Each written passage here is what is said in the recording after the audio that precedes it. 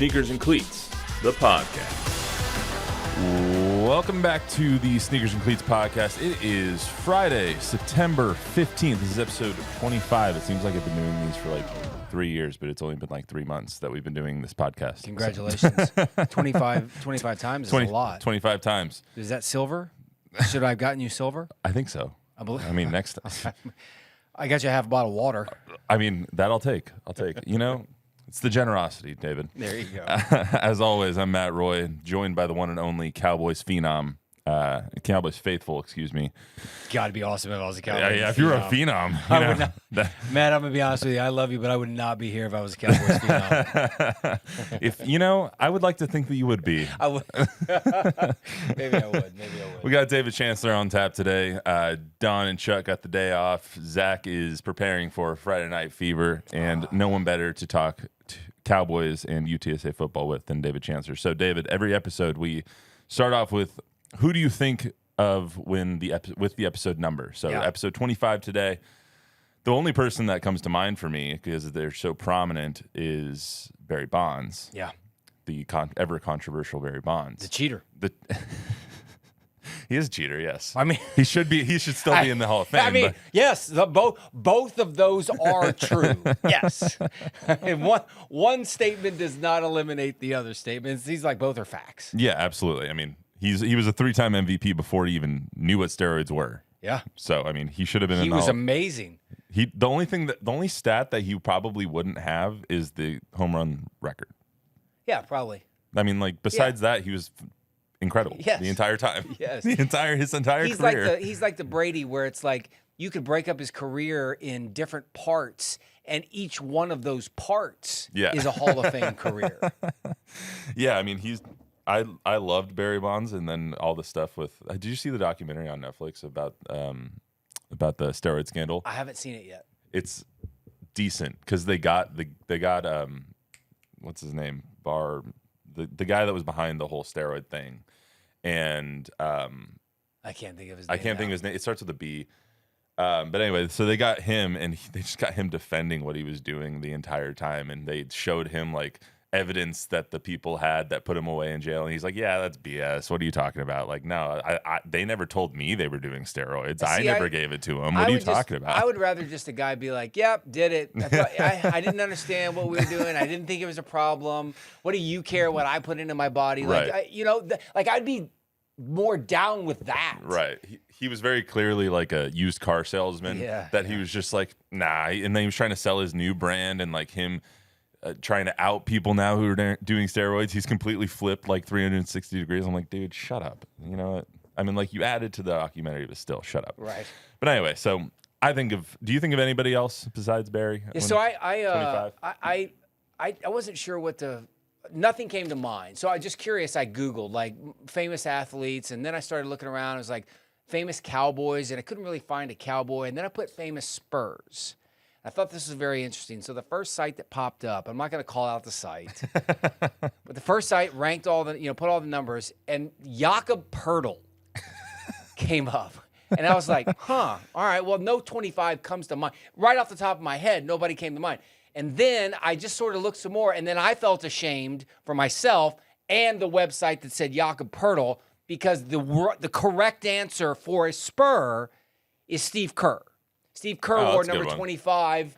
Steve Kerr, of course, I think of Steve Kerr, I think of 4 threes in the corner, 2006. Suck on it, Mavericks. And, that was on the way to the 2003 NBA championship. Yeah, but you don't think of Jakob Poeltl? I don't think of Jakob. Jakob, enjoy. Where is Jakob now? He was in Toronto. All right, well, good for him. He's missed out on the thanks to Jakob for not playing and getting traded so that the Spurs could get a better chance of landing Wemby. Hey, he contributed to this team that we have right now. He did. He contributed by him leaving. Wemby came. All right, so we got a big show for you today. We got Cowboys talk against the Aaron Rodgers-less Jets. We talked the allegations of discrimination against Jerry Jones by a former media member, the NFL Network. Touch on that briefly. Talk a little bit of Longhorn football, see if they can stay hot.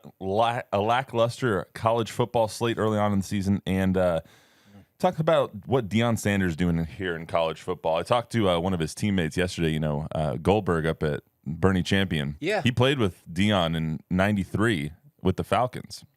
Oh man, I don't think I remembered that. Wow. Yeah. So Bill Goldberg, the WWE superstar, we did TNL last night over at Bernie Champion. His son plays for Bernie Champion. And I was just like, we were leaving the game and the champion just went on a walk-off field goal. And I was like, I got to ask you, you played with Deion, right? He's like, I voluntarily carried his pads. Like, I wanted to carry his pads. Yeah. I was like, so I got to ask, what are you surprised at what's going on with Deion up in Colorado? He's like, not even a little bit. Yeah, like, he can lead men. Yeah, he can motivate. He's like, Deion's had this plan for 10 years. So, of course, he wasn't going to stay at Jacksonville State or Jackson State or wherever he was. He's going to find a program that he loves and keep going up the ranks, and he's a leader of boys. He's a leader of men. People will follow him because he's a man of God, and he's a good person and all these things. And I was like, damn, that's impressive. So here's what I don't understand about the Deion story is, and I don't know the name of the Colorado State head coach. Jay Norvell. It's not so much the fact that he's jealous, right? Because that's what's going on here. And I understand it, man. Like, I understand it. If I'm a coach who has grinded my way over the last 15, 20 years to get to be the head coach of a Division I Power 5 school, right? And then here comes Deion Sanders, the millionaire upon millionaire, and it seemingly is easy for Deion. I would be angry too, but I would keep my anger in the closet. I would keep my anger when I got in the car. I wouldn't even tell my wife. All these coaches running their mouths, and this latest of like, hey, I take my hat off and my sunglasses. Sure, of course you do. But it's Deion. Like, it's Deion. Yeah. Like, Deion drove up in 1995 in Austin at training camp with a $30,000 golf cart for the Dallas Cowboys. The thing had a boombox thing, like a speaker. And, I mean, come on. He's prime, man. He is prime. Like, we don't know that coach's name. You do. But nobody else knows that coach's name. Deion goes by 1,000 nicknames. I mean, I get stupid. It kind of feels like how every coach in the world was against Steve Spurrier when he was like, we're going to leave at 6 o'clock at night and we're not going to stay overnight and we're going to change coaching. And then he sucked and everyone laughed at him because they were happy that he sucked. Right. I feel like that's kind of how this is. Like, Deion is changing the way that college football is operating. And this isn't what I intended to start with, but Deion is so polarizing that it's hard not to talk about him. He's changing the way, or he's at least taking how college football is working now and making it work for him. Like, he's combined the transfer portal, the NIL, and media deals. Yeah. And just completely taken a program in Colorado that has had like 2 good players in the last 5 years and made them somebody that I think this weekend, Fox noon kickoff is going to be there. College Game Day is going to be there. Pat McAfee show is going to be there. I think First Take was there. First Take was there, yeah. Like, everybody is up in Boulder, Colorado. Yeah. For a game that means nothing. For a game that, right. Like, Colorado's favored by 24 points tomorrow. Right. Here's the thing that I don't like necessarily about the Deion story. They're there not because of Shedeur Sanders or because of Travis Hunter. Yeah. They're there because of Deion, and Deion wants that. And, Goldberg or anybody else can talk about what a great dude Deion is, and I'm not disputing that. I don't know Deion personally, but I know Deion from covering him, and he wasn't always such a great guy to be around and a great guy to deal with. And he is about Deion, and that's okay. The thing that Deion has done in this modern day college football is he's just basically said what we've known forever. It's about the coaches and the exposure and the ego and the money. And it's all about who's going to get what and then move on to something bigger and better. We know Deion's going to leave. We know Shedeur's going to leave. We know Travis Hunter will leave if he gets the chance. And they're all getting paid. But that's the difference in college football and pro football. Like, in college football, this works because the coaches are the personalities. The coaches are the mainstays. Like, you think of a college, you usually think of a coach. You don't think of the quarterback of that team right now because it's a program. It's not a team. It's not like an entity. You know what I mean? It's not like Shedeur Sanders is going to be there for 10 years. He's going to be there for 2. Correct. And so, like with Alabama, you think of Nick Saban, you think of Right. you think of Dabo Sweeney. So, like, if Deion's there for 5 years, that's why they're going to say that's why Deion is the draw. Right. Because if you make the draw around the quarterback and then 2 years the quarterback leaves, then there's no draw. So I laugh though at the people who say like he'd be a great coach in the NFL. Like Jerry needs to hire. No, he would not. No, he wouldn't. That stuff doesn't work in the NFL. No. It doesn't like college rah-rah does not work. The biggest misconception, especially for in the NBA, in a playoff series, and I've seen this. I hear this every year from Spurs fans, and I've seen this so up close. Well, they're going to get really mad and come back and really give it to the Lakers or the Mavs or whoever they were playing. And it's like, no, they're not. Nobody got home. Nobody went home and got mad. It's all in a vacuum, and there's no sitting here motivating, 25-year-old Matt Roy who's got $20 million in the bank. Matt Roy's going to do what Matt Roy wants to do. damn right. All right. Tell my wife that. So let's. Matt Roy's going to do what his wife wants him to do. That's true. So we got a little derailed just from the beginning, but let's get to UTSA. Right. UTSA playing tonight, and they're playing tonight in. Yeah, I hate it. They're playing tonight in the Alamo Dome against Army, and they're what I'm going to call a final tune-up game before they go to Knoxville and play the 11th ranked Tennessee Volunteers next week. Yeah. I hate Friday night football. Is this game on TV? I think so. Okay, why on earth? What is the 6 o'clock start? Like what idiot decided it was going to be at 6 o'clock? It's not Jeff Traylor, right? I mean, Jeff Traylor wouldn't. It's on ESPN. Okay, so that's why you take it. Yeah. Right. You take the 6 o'clock start because it's 7 o'clock Eastern, and that's what ESPN is giving. I think it's their first ESPN game. So you got ESPN to. Game, You absolutely have to. But it is an absolute joke. You're not building a fan base here. They're going to have 25,000 people at most there at that game. And that's too bad because we're talking about Military City, USA, and you're talking about a pretty good football program right now. But nobody's going to go down there on a 6 o'clock Friday night kick. Yeah, I mean, we have 50 college or high school football games happening tonight. And Friday is high school football. Yeah, and that's what Jeff said earlier this week. He's like, I hate Friday night games because he's a high school football coach. He's a Texas high school football coach, and that's what he'll always be at heart. And so when these Friday night football kicks come up, he was asked this early in the offseason, and he was like, as soon as this schedule came out, he was like, I hate week 3 is going to suck. Because last week they had 49,000 fans, almost 50,000 fans in the Dome. This week they're going to have maybe half that in a game that is important.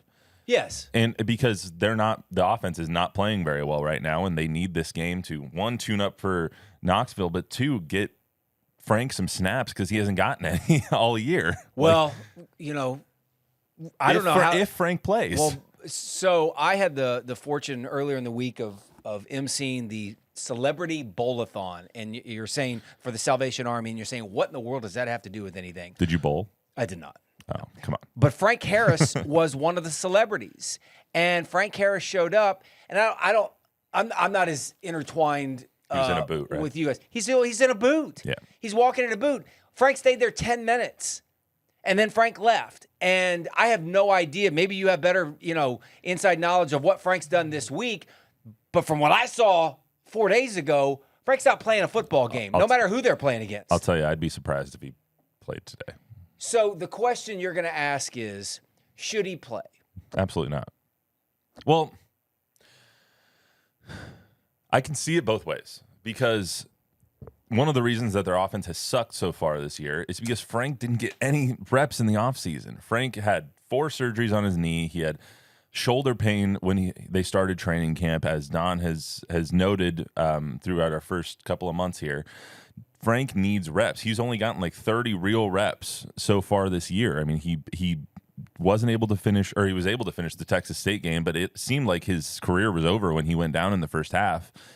I don't even know if he should play this game because you need him for Knoxville, but I also don't know what another week's going to do for him. Like with his knee, with his shoulder, with his toe now, he's banged up, and I don't know what another week's going to do. I might even, if I was Jeff and he was banged up that much, I might even hold him out next week and wait for conference play because Knoxville doesn't really matter. So some interesting things that you're saying there. I'd like for everybody to go in a time machine 10 years ago and go to a place where the idea that you would consider benching the starting quarterback of UTSA football on a nationally televised game because it's for the betterment of the program. Yeah. Or the fact that you don't necessarily need your best player because you can beat whoever you're going to play. Like, that is mind-blowing. Go back to 2011 and tell football fan, hey, guy, listen, we're not going to play our starting quarterback because we don't need him to beat this Division I team. What? What are you talking about? And, oh, by the way, when we go to Knoxville, as in Tennessee, yeah, with the checkerboard, yeah, we're not going to play him there either because it doesn't matter because we're going to run the table in conference play. Like, that's mind-blowing. The thing that I worry about Frank is, Frank is married to injuries.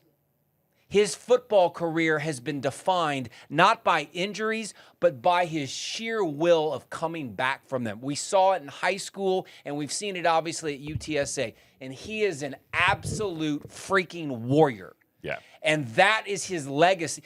The fact that he is, one of these, Manning Award watch guys and all of that, that's fantastic. And that puts UTSA on a map. And it's all, he's one of the reasons why they're on ESPN tonight. But Frank's legacy goes well beyond that. Frank's legacy is, this is how you build a program. These are the kind of guys that you go out and get because nobody's great 5 weeks into a season. Nobody's great 10 weeks into a season. And in order to win football games, you got to be a warrior like Frank Harris. Frank is the most high character person on UTSA's team, and probably it's not close. He's one of the best high character guys, high energy guys, team guys. He's beloved by the community. He's Mr. San Antonio. He is everything that this city wants to root for. And he has played through so much and given so much to the program that if he was to come out tomorrow or today before the game and say, you know what, I just can't play anymore, I think we would throw him the best going away party ever. And when he's done, it's going to be with a legacy that everybody should aspire to. Every San Antonio kid who plays football should aspire to have. Well, he's on the Mount Rushmore of UTSA football. Absolutely. He's on the He might be on the Mount Rushmore of San Antonio sports. Well, let's young Matt. Yeah. I mean, we can't put all Spurs on the list, all right? Let's bump the brakes. We can't put here. all Spurs. If you could put one Spur on the list, we'll put Frank on the list. Maybe. I don't want to disparage the guy, but maybe I'm prone to hyperbole. It's fine. He's definitely on the UTSA Mount Rushmore. Yeah, well, yeah, he's where Washington's head is. Interesting. What a great radio drive time question. 476-5454. Call, find out who is on the Washington face on the UTSA Mount Rushmore. I mean, by the way, who would be? I mean, if it's not Frank, who? It's not Jeff. I don't think Jeff is. People don't know Jeff as well. Well, you need four faces. You got to have four faces. So Frank and Jeff. Marcus Davenport. Larry Coker. Larry Coker, I think. There you go. Eric Souza. We just came up with the four. So that's it. We're just done. Yeah, we're moving there's on. no more debate. All right. All right. So we don't know if he's playing. We hope he's playing. We don't. You don't want him to play. I don't want him to play. Do you even root for UTSA? It sounds like you don't even care if they beat Army. I don't care if they beat Army because all I care about is them getting to the conference championship game. It's not like they're going to the national championship game. No. So I mean, why does this game matter? It doesn't. Well, because I still think they need to win. Like they need to stack wins. They need to stack wins because of what we just said earlier to start the thing.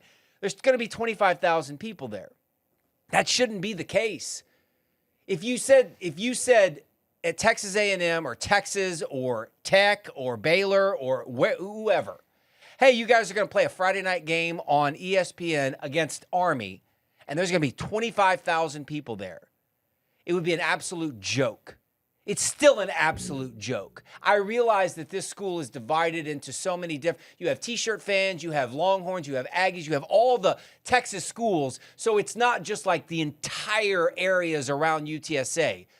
But this is a really good football program. Whether they're a good team this year or whether they're a good team right now, they're a good football program. And the fact that there will be 25,000 fans there and probably 10,000 rooting for Army is a joke.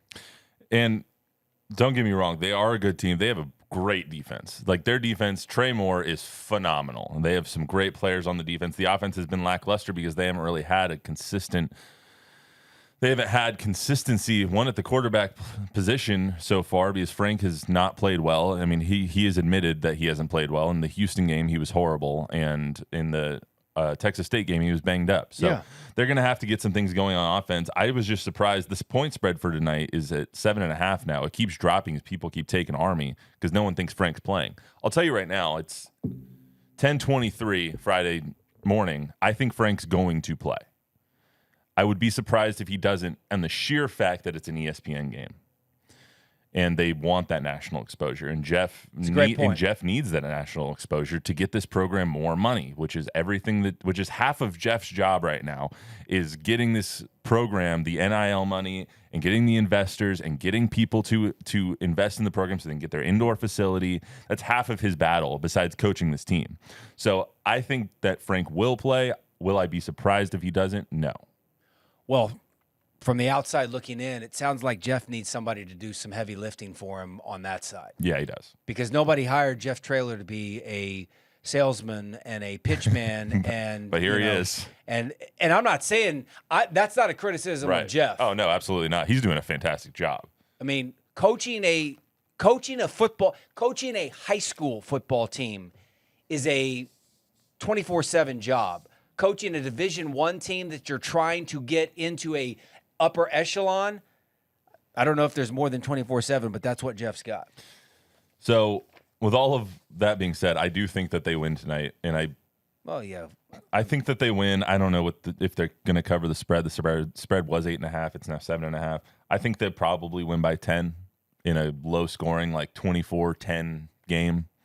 And I would didn't Army beat like Lee High School last week? 56. I think they played like a D3 school. It was Delaware State. Yeah. I mean, whatever. Directional. Whatever that is. I mean, and that always feels bad, 57 right? to 0, I think the score. I think, I am not making. It sounds like I'm making fun of Army. I'm not making fun of Army. I swear to you, I'm not making fun of Army. They're just. I mean, listen. They're everything great about young people. And the fact that somebody would go to West Point and devote their life then of the next 5 years and more like probably 20 years to serving our country, I can never, ever say enough thank yous. But when it comes to playing a football game, I mean, they're not getting the upper. This isn't the 1940s. No. So I mean, a team like UTSA should curb stomp this team. Such a good term. It is a great term. Such a good term. They should curb stomp this team, and then when it's done, tell them thank you so much for your service. Absolutely, and and I think that they might. I can see this game going two ways. By the way, wouldn't that be a weird thing? Like other than other service academies, like when they play a UTSA or a A&M or a Texas or anybody. And it does not go well for Army. Don't you feel bad if you're the other team? Like in week 1 when Notre Dame did curb stomp Navy, would they be in like 42-3? Well, and that's supposed to be a rivalry, but it's if you're Notre Dame and you will ever allow that to be a rivalry, that's on you, not on Navy. There's not a rivalry between a hammer and a nail either. That's not a rivalry. you just described the best and brightest as nails. I mean, go back to what David said about them serving our country and all that stuff. Replay that. That's what I would say. However, yes. They weren't good in that game. They did give Memphis a run for their money last night, though. So anyway, we think UTSA wins. Yeah, we keep getting derailed. All right, let's get to the Cowboys. So let's talk the bad first. God, I don't want to talk this. I am not in the mood for race talk. It's just gosh. So for people who don't know, former NFL Network reporter Jim Trotter suing the NFL. He's accusing the league of refusing to address what he calls long-standing institutional discrimination, and said his contract was not renewed because he repeatedly voiced concerns regarding equity and racial injustice. And for our people who don't know, the NFL owns the NFL Network. So if you're questioning the NFL on their discrimination that may or may not be going on, they might not want to re-sign you. Jim yes. Trotter also, when you come out publicly and rip your employer, they generally don't re-sign you as a contract. Generally, they're not very happy about that. Jim Trotter also cited Dallas Cowboys owner Jerry Jones and Buffalo Bills owner Terry Pegula as making racially insensitive comments. He quotes Jerry Jones as saying, quote, "If blacks feel some kind of way, they should buy their own team and hire who they want to hire." And Jerry obviously came out and said that's simply inaccurate, or simply not accurate. By the way, we should point out, I believe, in this alleged conversation or alleged comment that Jerry made, he apparently made it, according to Jim Trotter, or according to the reports, it was Jim, it was Jerry, and it was Will McClay, who is black. Correct. So if you believe the statements... And Jim is also black. And Jim is black. So you're telling me that Jerry was sitting in a room... I'm just saying, you're telling me the story goes that Jerry is sitting in a room with two black men, well-respected black men within the league, and said what he allegedly said. Is that what we're led to believe? Yeah, I can't. Everyone's innocent until proven guilty, and in this case, it seems pretty far-fetched.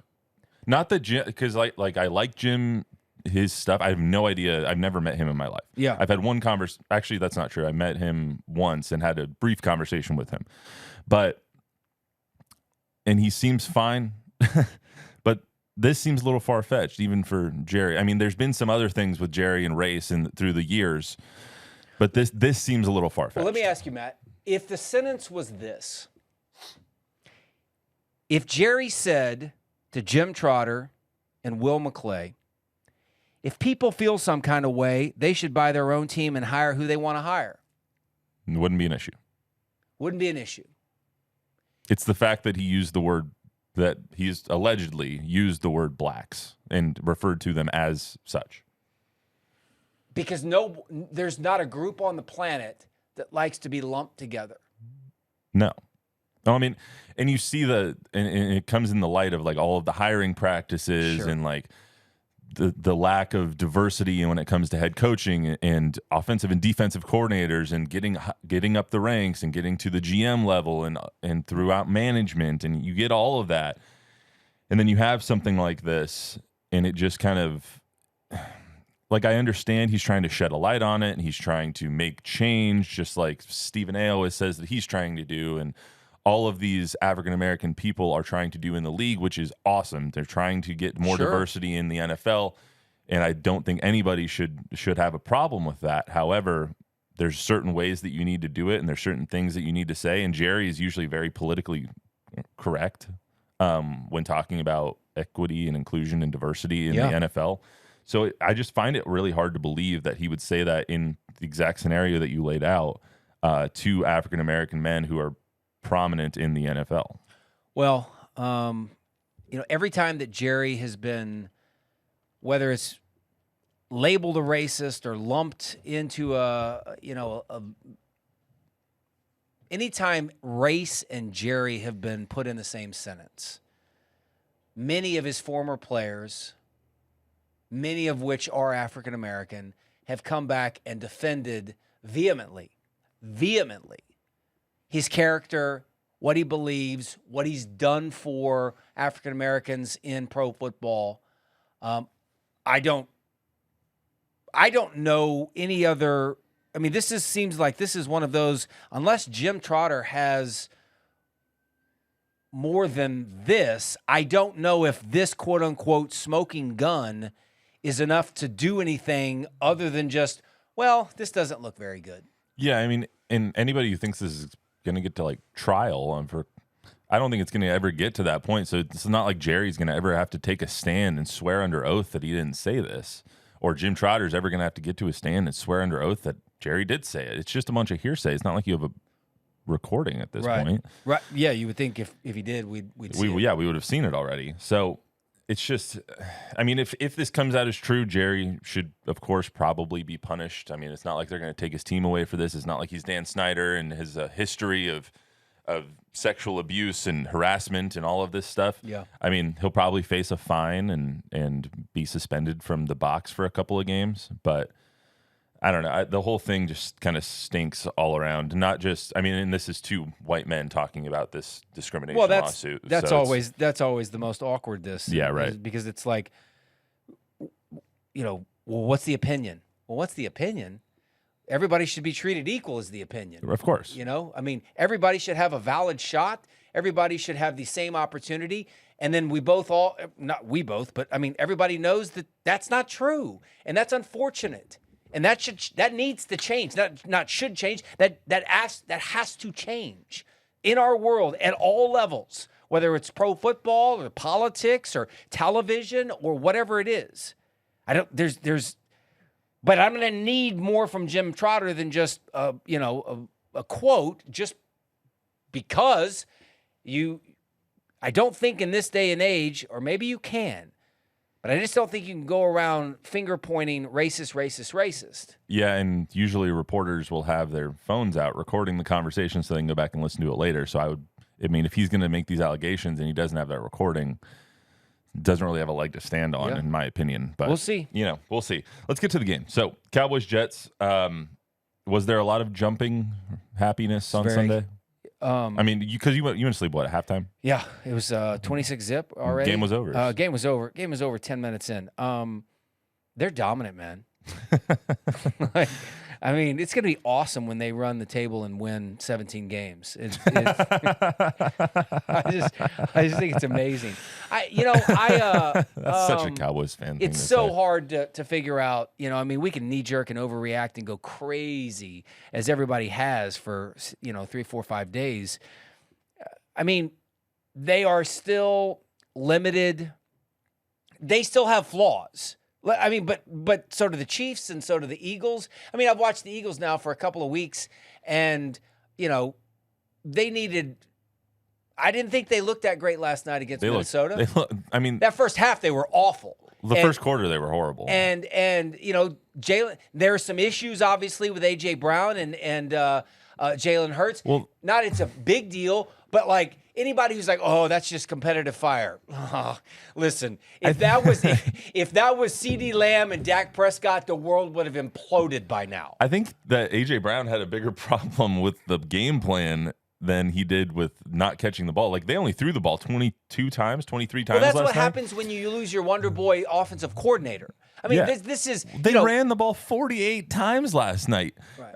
DeAndre Swift had 28 carries. DeAndre Swift, who is the backup running back on this team. But they're going up against an awful defense. Yeah, and then they're awful defense. They're going up against a bad Vikings team that has a good offense that apparently doesn't know how to hold on to the frickin' ball. Well, who fumbled the ball 4 times last night, ended up losing 3 of them.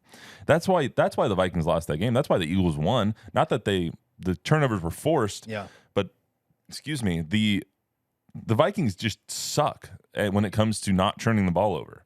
Well, but anyway, so the Cowboys, I think that there was a lot said when they won 40-0. Yeah. Is Sunday going to be 40-0? No. Probably not. No.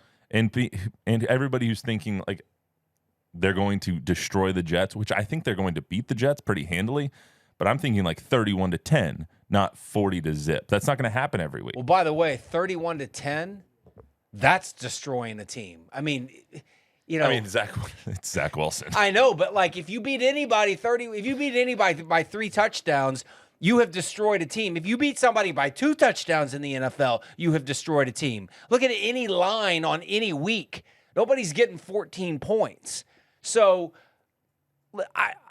let's see how dominant their defense is. This is what always scares me about Dallas, because I've seen it so many times. Dallas has a great week. Dallas has a great month. Dallas has a great 3 months. And all of a sudden, there's no place, I don't think, in sports that when you start winning a little, everybody starts getting into it. And the whole town starts talking, and the whole state starts talking, and the whole country starts talking. And, the whole thing about Trayvon Diggs talking about, don't throw the ball, and I got a new game plan for the Giants. And it's like, I just wish at some point, or Micah Parsons, and I don't care that he went on his podcast and said, why was Daniel Jones in there? Well, he was right. He is right, but why do you say it? Like, shut your mouth and play. Or because they're the Cowboys. Or maybe, yeah, but I mean, what does that mean? It means that there's a microphone in their face every 10 seconds. This is a league worth billions of dollars. There's a microphone in front of everybody's face. Like, I don't buy that anymore. It's just like, shut up and play. Like, just be quiet and go out and destroy people. I mean, anyway, yeah, 31-10. That sounds good. 31-10 sounds good. So, first and foremost, I was like really looking forward to this game like 5 days ago. Oh God, I wasn't with Aaron Rodgers. Yeah, I was looking forward to it. Now I might not even. Oh, come on. I mean, I'll watch, but it's football, so I'll watch. Like, if there's a ball on a field, I'm probably gonna turn it on for a couple of minutes. I don't want to see anybody get hurt. Right. But I'm not. Like, I'm not going to sit here and be like, the season is ruined because Aaron Rodgers has broken my heart time and time and time again. I mean, this is. By the way, have you ever seen him in person? Aaron? Yes. No. Everything that you ever hear, like Aaron Rodgers. Actually, wait, yes, I have seen him in person, but yeah. I saw him play Houston on a Sunday night game one time, and I sat there in the press box from 100 yards away watching him throw the ball. It's like watching Mozart or an incredible chef or an artist. I mean, he is an absolute freak of nature. Oh, absolutely. Spinning the ball. I saw him, what was it? The 2020 NFC Championship game in Levi's Stadium against the Niners. I saw him, I think they lost that game, and then the Niners went to the Super Bowl and ended up losing to the Chiefs. But he's phenomenal. He's ridiculous. Yeah. It's like it's just a flick and it goes like 80 yards. He has the most arm talent. He's one of the best throwers of the football ever. Yeah, like him, Dan Marino, and Marino, Elway. Elway, Mahomes, like those four are probably just the most talented people. That's the Mount Rushmore of throwers. Yeah, see? Who's the Washington though? That's a good one. That's a great question. 476-1025. I need David. By the way, that's not a real number, so don't call that people number. Who are calling the number right now. I need David to come up with my rundowns from now on because he's asking a lot of really good questions. I'm gonna go with Marino on that because he was first.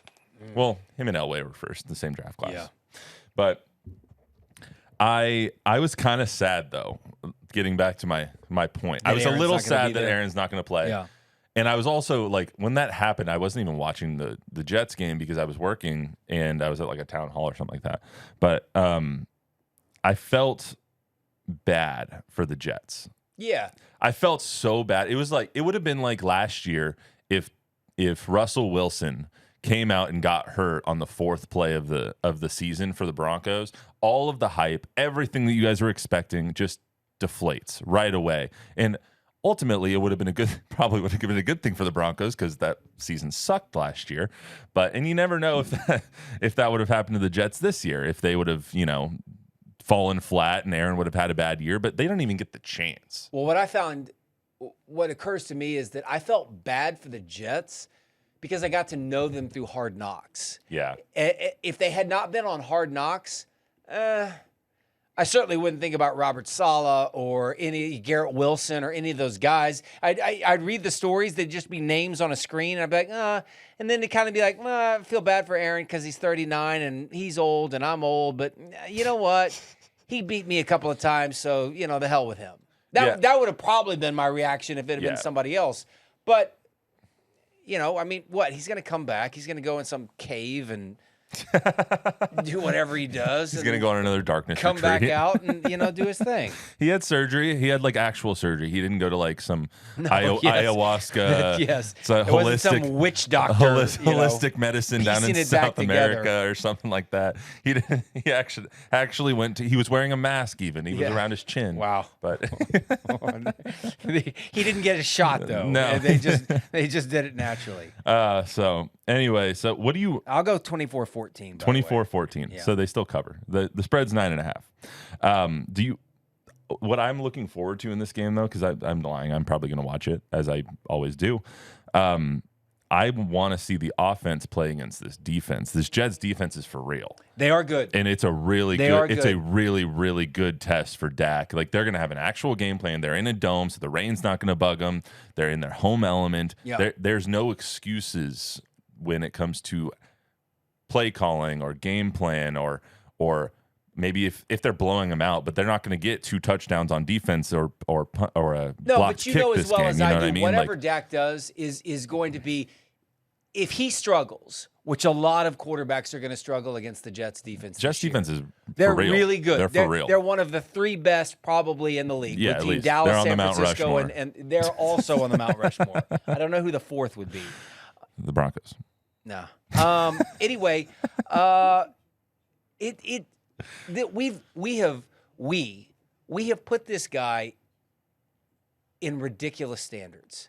He is not a top 5, top 10, maybe not a top Maybe 10, top 10. right?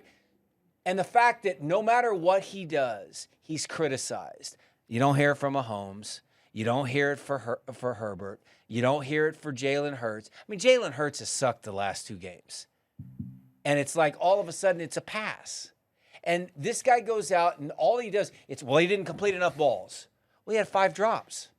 Well, it doesn't matter. The balls weren't thrown the right way. What does that mean? The balls are thrown is the way the balls are thrown. I mean, it's just the expectations of this are, I don't know what his critics want anymore. I'm not saying he's the best quarterback in the league, but at some point, find a new storyline. Well, that's what comes along with being the Dallas Cowboys quarterback. You know that better than anybody. Like, the Dallas Cowboys quarterback faces more scrutiny for being an average or to above average or below average or whatever they are. Like, wherever you want to place Dak, let's just put him at 10 in the greatest quarterbacks in the NFL right now. They're going to amplify that, or either way, whether he's good or whether he's bad. So if Dak comes out, he throws 4 touchdowns, no picks, and no turnovers at all. He doesn't fumble the ball. Cowboys win by 30. Dak's going to be the greatest quarterback in the league. Is he a top 5? Does he deserve a new contract? Yes, of course he deserves a new contract this week. They come out the following week and they lose by 10, and maybe he has an interception and a fumble. He's going to be the worst quarterback in the league because we're just built to overreact to the Dallas Cowboys, and the Dallas Cowboys get so much pub from everybody and so much media attention because they're a $10 billion franchise that I get why there's all this criticism. It's on Dak to tune it out to the best extent that he can and not focus on the bad. Because, yes, Josh Allen has turned the ball over more than Dak Prescott in the last 2 years. Who cares? He plays in Buffalo. Yeah. You know? But he's on the cover of Madden. I mean, he is. He is. That's a fact. And he's always he is widely considered to be the 3rd best quarterback in the league behind Burrow and Mahomes. Because he's more phenomenal. Like, he makes the phenomenal plays. And that's why. He also makes the phenomenal mistakes. He does. So does Dak. Yeah. Well, I mean, other than last year, and it's already been proven. God, we slip back into this argument.